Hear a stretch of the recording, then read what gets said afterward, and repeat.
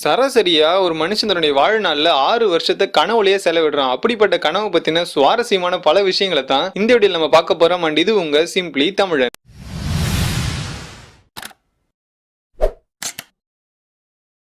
பொதுவா தூங்குறது அப்படின்றது நம்ம மூளைக்கு கொடுக்குற ரெஸ்ட் அப்படின்னு நம்ம நினைச்சிட்டு இருக்கோம். ஆனா நம்ம முழிச்சிட்டு இருக்கும்போது நம்ம மூளை வேலை செய்யறதை விட நம்ம தூங்கும் போது நம்மளோட கனவுல மூளை வேலை செய்யற வேகம் பல மடங்கு அதிகமா இருக்கு. சோ தூங்குறது அப்படின்றது நம்ம மூளைக்கு கொடுக்குற ரெஸ்ட் கிடையாது, நம்ம உடம்புக்கு கொடுக்குற ரெஸ்ட் தான். 1.5 மணி நேரம் அப்படின்றது ஒரு ஸ்லீப் சைக்கிள். இந்த ஸ்லீப் சைக்கிள்ல REM அப்படின்ற இந்த ஸ்டேஜ்ல தான் நமக்கு கனவு வரும். அதாவது ஒவ்வொரு 1.5 மணி நேரத்துக்கும் ஒரு கனவு. நீங்க சராசரியா ஒரு நாளைக்கு 8 மணி நேரம் தூங்குற ஒரு ஆளா இருந்தீங்கன்னா ஒரு நாள் நைட்ல உங்களுக்கு 7 விதமான தனித்தனி கனவுகள் வரும். ஆனா நம்ம மூளையால இந்த 7 விதமான கனவுகளையும் ஞாபகம் வச்சுக்க முடியாத காரணத்தினால அது நமக்கு தெரியறது இல்ல. பொதுவா நீங்க தூங்கி எழுந்த 5 நிமிஷத்துல உங்க கனவுல வந்து 50% ஆஃப் விஷயங்களை நீங்க மறந்துடுறீங்க. அடுத்த 10 நிமிஷத்துல 90% ஆஃப் நம்ம கனவை நம்ம மறந்துடுறோம். ஒரு ரிசர்ச்ல என்ன கண்டுபிடிச்சிருக்காங்க அப்படின்னா, கிளாஸ்ல ஒரு டாபிக் எடுத்ததுக்கு அப்புறம் நீங்க உடனே படுத்து தூங்கிட்டீங்கன்னா அந்த விஷயம் உங்க மனசுல ஆழமா பதியறதுக்கான வாய்ப்புகள் ரொம்ப அதிகமா இருக்காம். ஒருவேளை அந்த கிளாஸ் ஆரம்பிக்கிறதுக்கு முன்னாடி நீங்க படுத்து தூங்கிட்டீங்கன்னா ஞாபகம் இருக்கிறதுக்கு வாய்ப்பே இல்ல. ஒரு சில பேர் தனக்கு கனவே வரல அப்படின்னு சொல்லுவாங்க. ஆனா இந்த உலகத்துல இருக்கிற எல்லா மனுஷங்களுக்கும் கனவு வரும். ஏன் நம்ம வீட்டுல இருக்கிற நாய் பூனைக்கு கூட கனவு வரும். ஒருவேளை உங்களுக்கு கனவு வரலனா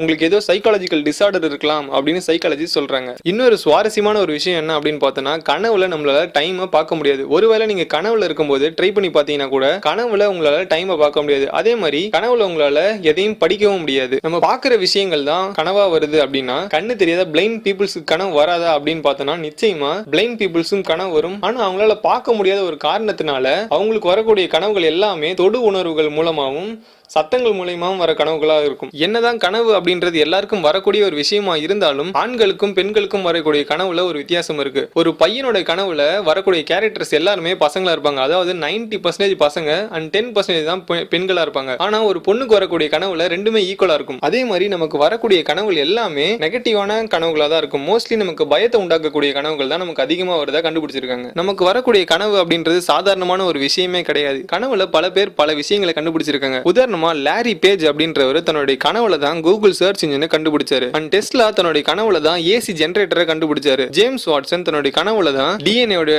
அந்த ஸ்ட்ரக்சரை கண்டுபிடிச்சாரு. இவ்வளவு ஏன் ஆல்பர்ட் ஐன்ஸ்டைன் தன்னுடைய கனவுல தான் ரிலேட்டிவிட்டி தியரியை கண்டுபிடிச்சாரு.